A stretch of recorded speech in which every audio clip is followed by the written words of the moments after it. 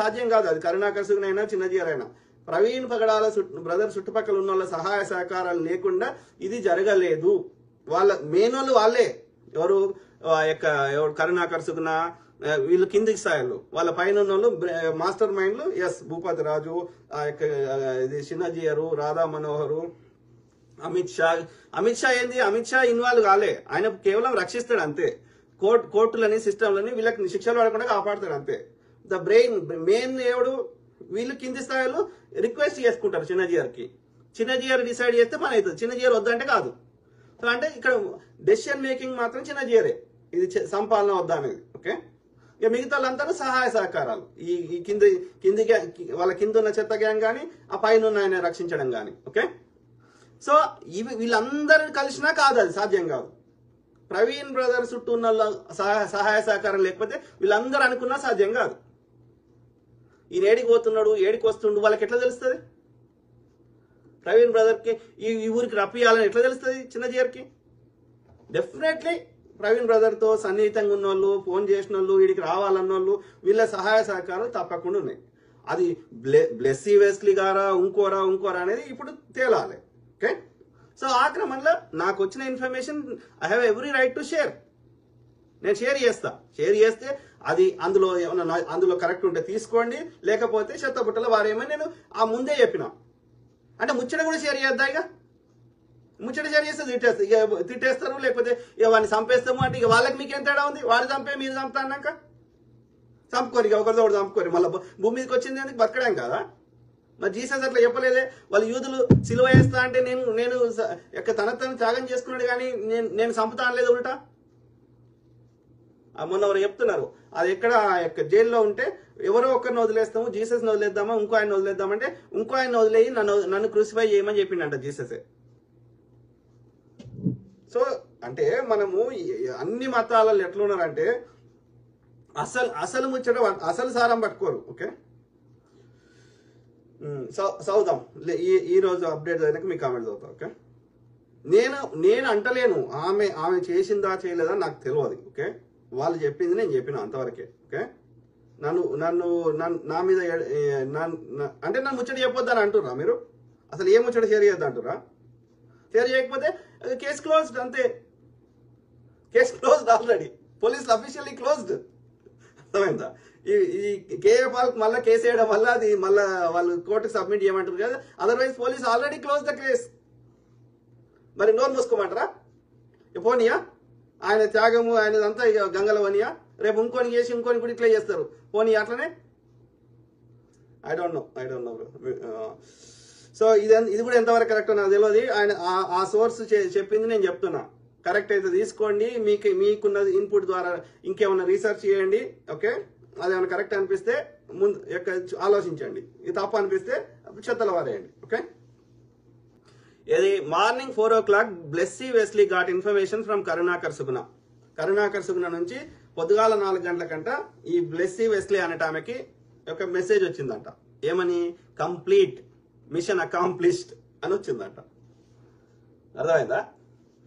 So around 7:30 or 8 o'clock John Wesley went the spot to see the body.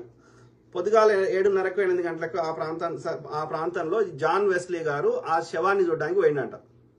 అర్థమైందా? తర్వాత ఒక video share చేసిండు. అందులో ప్రవీణ్ బ్రదరు మరియు ఈ జాన్ వెస్లీ వాళ్ళ బ్రదరు కలిసి ఉన్నారు. అది ఈయన పేరు పాల్ ఇమ్మాన్యుయల్ అంట. ఎవరు? జాన్ వెస్లీ వాళ్ళ తమ్ముని పేరు. తమ్ముడు అన్నాను, బ్రదర్ అంటే ఇక ఇంగ్లీష్లో బ్రదర్ అంటాం, తెలుగులో తమ్ముడు అనుకుంటున్నాం. సో ఆయన వైట్ బ్లేజర్లు ఉన్నాడు, వైట్ కోట్లో. సో ఆయనది పెద్ద చర్చ్, దానికి సంబంధించింది విజయవాడలో ఉంటుందట ఈ పాల్ ఇమ్మాన్యుయల్ అనేట ఆయనది. సో ఏమని? He gave a message after 2 days. In that message he says God told me it's an accident. ఎవరు? ఈ పాల్ ఇమ్మాన్యుయల్ ఆ ఇన్సిడెంట్ జరిగిన 2 రోజుల తర్వాత ఒక మెసేజ్ చెప్పిండంట. ఏమని? God told me it's an accident. దేవుడు చెప్పిండంట అది యాక్సిడెంట్ అని. ఆయనకి ఎట్లా ఈయనకి చెప్తాడు, రాజేష్ మహాసేనకి చెప్తాడు.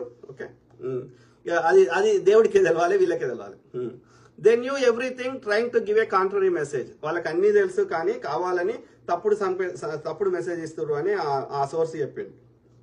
John Wesley and Blessy both are involved in this deal but information is given by Blessy Wesley. ఇద్దరు ఇన్వాల్వ్ అయినారు కానీ ఇలా మాత్రం ఈ ముచ్చడి ఆ ఇన్ఫర్మేషన్ షేర్ చేసింది మాత్రం బ్లెస్సీ వెస్లీ అని రాశాడు ఆ brother. Paul Emmanuel also aware about this matter అంట. పాల్ ఇమ్మాన్యుయల్ కూడా తెలుసు అంట. అయితే నేను మళ్ళీ అడిగిన, నాకు వేరే ఇట్లా నెగిటివ్ రియాక్షన్ వస్తుంది, అందరు నన్ను తిడుతున్నారు, మరి ఇది ఎంతవరకు కరెక్ట్ బ్రదర్ అని మళ్ళీ అడిగిన. మళ్ళీ అడిగితే ఏమంటాడు, దిస్ ఇన్ఫర్మేషన్ ఈజ్ 100% కరెక్ట్ అంటాడు.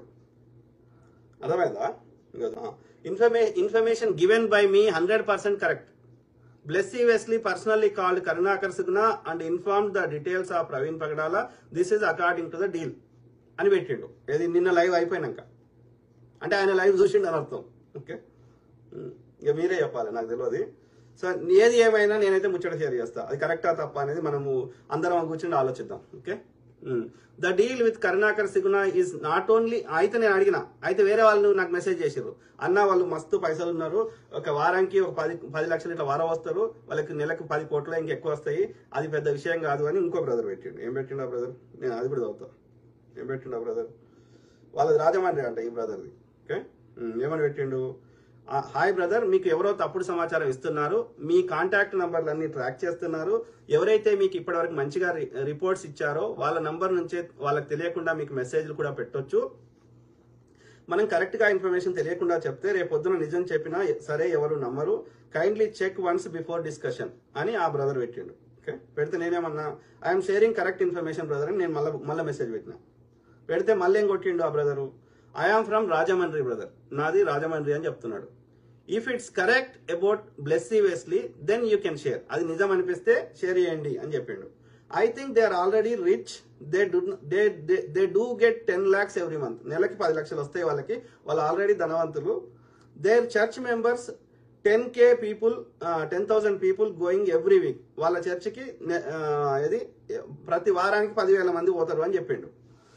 If they want money they will expect 10 crore and above from Karunakar Suguna. వాళ్ళకి డబ్బులే కావాలంటే 10 కోట్లు ఆశిస్తారు కానీ 10 లక్షలు కాదు అని చెప్తున్నాడు. That's why I'm telling you brother అని చెప్పిండు. ఆ తర్వాత ఇంకేం కొట్టిండు మళ్ళీ నెక్స్ట్, ఒకవేళ వాళ్ళు డబ్బుల కోసం కాకపోయినా స్వార్థం కోసమైనా తప్పులు చేసి ఉండొచ్చు, ఎందుకంటే ప్రవీణ్ పగడాల గారు రాజమండ్రి వస్తే చాలా మంది ఆయన దగ్గరికి వెళ్తారు, కాబట్టి ఈ రకంగా కూడా చేసి ఉండవచ్చు. ఏమో ముచ్చటైతే జరగాలి కదా, చేయండి అని చెప్పిండు. ఓకే, అర్థమైందా?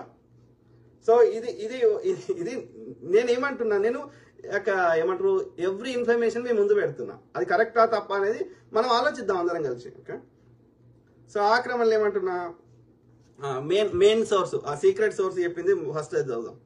The deal with Karunakar Suguna is not only for Praveen Pagadala, it's a deal for many. Initially she got 10 lakhs. అంటే వీళ్ళు ఏమన్నాడు, అది ఒక్క కరుణాకర్ సుగుణ డీల్ చేసింది ఒక్క ప్రవీణ్ పగడాల కోసం కాదు, అందరి పాస్టర్ల కోసం అని చెప్తున్నాడు. అందులో భాగంగా మొదటి విడతగా ఇనీషియల్ గా అంటారు కదా దాన్ని ఏమంటారు, ఇట్లా బేరం చేస్తారు, ఫస్ట్ ఇస్తారు కదా దాన్ని ఏమంటారు కదా.